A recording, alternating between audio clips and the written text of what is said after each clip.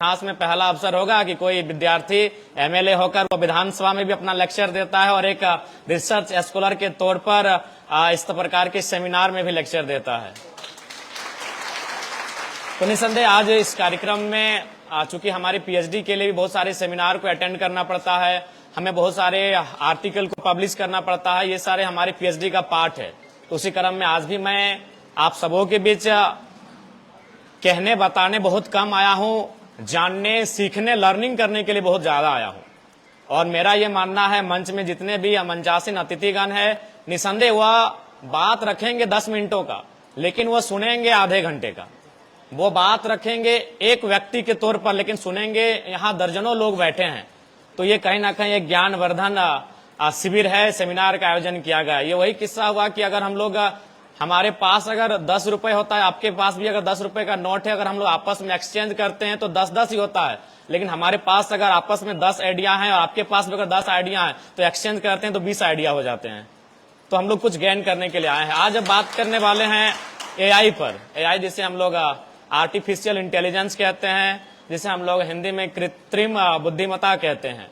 आज जैसे जैसे दुनिया बढ़ रही है, जैसे जैसे जमाना बढ़ रहा है, जैसे जैसे इंसान की सोच बढ़ रही है, हम लोग नई नई तकनीकों से परिचित हो पा रहे हैं। और निसंदेह ये दुनिया की रीत है। आज अगर एआई की हम बात कर लें तो स्पष्ट शब्दों में एक नई क्रांति है।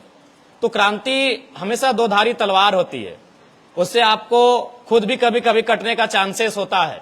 और एआई के रूप में जो क्रांति हम सबों के बीच आई है, जिसका हम लोग नित्य प्रतिदिन कहीं ना कहीं अपने दिनचर्या में उपयोग कर रहे हैं, उसे हम इस्तेमाल में ला रहे हैं, इससे लाभ और हानि दोनों है। अब निर्भर करता है कि इससे हानि कम कैसे हो।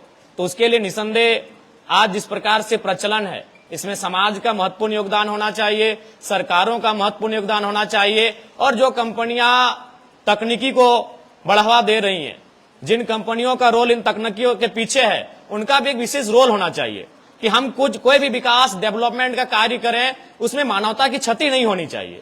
क्योंकि जो भी नियम कानून बने हैं, चाहे वो भारत देश का संविधान हो या फिर हम जिन ईश्वर देवी देवता खुदा को मानते हैं, पूजते हैं, अगर इंसान ही नहीं रहे तो उनका भी महत्व नहीं रहेगा।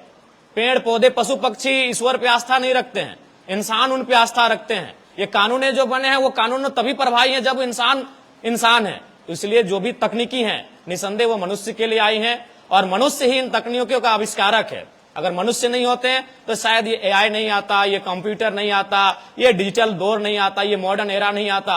तो इन सब के पीछे मनुष्य का मस्तिष्क कारगर है। एआई जो एक ऐसा सिस्टम बन चुका है, एक ऐसा तकनीक बन चुका है जो आज के दौर में इंसान की तरह सोचता है, इंसान की तरह समझता है और इंसान की तरह कार्य करता है। आज बहुत कम समय में, सेकंडों में आपको पूरी दुनिया की जानकारी एकत्रित कर सकता है। तो इसके लाभ भी हैं, इसके हानि भी हैं। अगर आप हानि की बात करें तो हम लोग राजनीति जगत से आते हैं, और इससे अगर सबसे ज्यादा किसी को हानि हो सकती है तो जो लोग राजनीति के क्षेत्र में हैं। आप डीप फैक्ट की बात करें, डीप फैक्ट से जो वीडियो क्रिएट हो रहे हैं, जो ऑडियो क्रिएट हो रहे हैं, जो इमेजेस बन रहे हैं, उनसे सबसे ज्यादा हानि अगर किसी को मुझे समझ में आती है तो राजनेताओं को, राजनेत्रियों को हो रही है। विधानसभा के चुनाव में ही बहुत सारे हमारे फोटोज वीडियो जिनका सच्चाई से कोई वास्ता नहीं था, तो अपोनेंट पार्टियां, उनके जो राजनेता हैं, उन्होंने खूब इसका इस्तेमाल किया। तो निसंदेह एआई से फायदे तो बहुत सारे हैं। आज उन फायदों को हम लोग ग्रहण कर रहे हैं, चाहे वो एलेक्सा के रूप में हो, श्री के रूप में हो, गूगल के रूप में हो। इन फायदों को हम लोग प्रतिदिन अपने दिनचर्या में शामिल कर रहे हैं, लेकिन इससे नुकसान भी है, और उन नुकसानों से बचना हम सबों का कर्तव्य है। उसके लिए सरकार को चाहिए इस पर एक नीति नियम बने। एआई को चलाना कैसे है, संचालन कैसे करना है, इस पर कानूनों का बनना अति आवश्यक है। अगर कानूनें नहीं होंगी तो ये एआई भी टीन एज के उस दौर की तरह हो जाएगा जिसमें अनुशासन ना हो। जब हम युवावस्था, किशोरावस्था की बात करते हैं, हम लोग टीन एज को याद करते हैं, 13 to 19। एक ऐसा उम्र का पड़ाव है जिसमें हम लोग गुजरते हैं, एक लंबा समय देते हैं। वह वही समय होता है जब हम अपने आप को बना सकते हैं और हम अपने आप को बिगाड़ सकते हैं। लेकिन वहां एक अनुशासन काम आता है, चाहे आपके माता पिता का अनुशासन, आपके गुरुजनों का अनुशासन, आपको जो विद्यालय में, महाविद्यालय में, विश्वविद्यालय में जो चीजें सिखाई देती हैं वो काम आती हैं। तो ठीक उसी प्रकार आज एआई जिस प्रकार से इसके कदम बढ़ रहे हैं, जिस प्रकार से एआई का क्षेत्र बढ़ रहा है, जिस प्रकार से लोगों के प्रति एआई का अवेयरनेस बढ़ रहा है, इसमें सरकार को नियंत्रण में लाने के लिए नियमों को बनाने की आवश्यकता है। बहुत सारे ऐसे ऐप्स रहे, बहुत सारे ऐसे सिस्टम रहे जिन पर प्रधानमंत्री नरेंद्र मोदी जी के नेतृत्व में उन पर कानूनी कार्रवाई भी हुई, उन पर रोकथाम प्रतिबंध भी समाज तक लेकर जाएं। आपकी जवाबदेही है, आपकी जिम्मेदारी है। इसलिए आज इस सेमिनार के माध्यम से मेरा यही आपको संदेश होगा। जो कि समय की पाबंदी है, बहुत सारे प्रखर ज्ञानी गुणी प्रवक्ता जो हमारे प्रोफेसर के रूप में उपस्थित हैं, वो आप सबों के बीच इस विषय पर काफी बेहतर चिंतन करेंगे और निसंदेह जो चीजें आप सीखेंगे उनको अपने गांव में, अपने सोसाइटी में निसंदेह उसका अनुपालन करेंगे और एक दूसरे के काम आएंगे। मैं आपको इस विषय पर शुभकामनाएं देना चाहूंगा और एक पंक्ति के साथ अपनी वाणी को विराम दूंगा कि जीत पक्की है, कुछ करना है तो डटकर चल, जमाने से जरा हटकर चल, अरे लीक पर तो सभी चलते हैं, कभी इतिहास बदल कर चल। बिना काम के मुकाम कैसा, बिना मेहनत के दाम कैसा, बिना काम के मुकाम कैसा, बिना मेहनत के दाम कैसा, और जब तक ना मिले मंजिल राहों में राही आराम कैसा।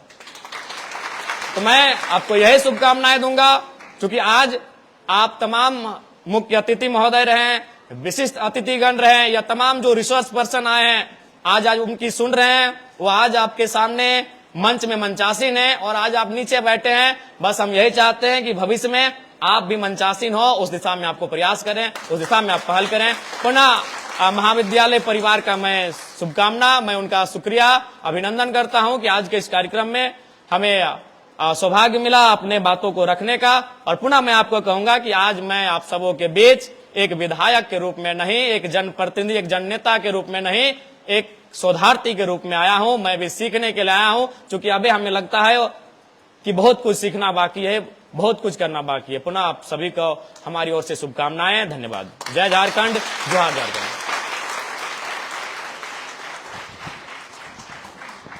बहुत बहुत धन्यवाद सर, आपने अपने विचार को हम सभी के साथ साझा करने के लिए बहुत बहुत धन्यवाद। अब मैं निवेदन करना चाहूंगा हमारे महाविद्यालय के असिस्टेंट प्रोफेसर चंचला मैम का कि वो हमारे अतिथि Sulekha ma'am, lecturer doctor S Radhakrishnan teachers training college को मंच में लाएं और उन्हें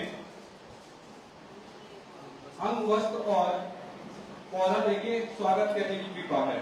जोरदार तालियों के साथ स्वागत किया जाए।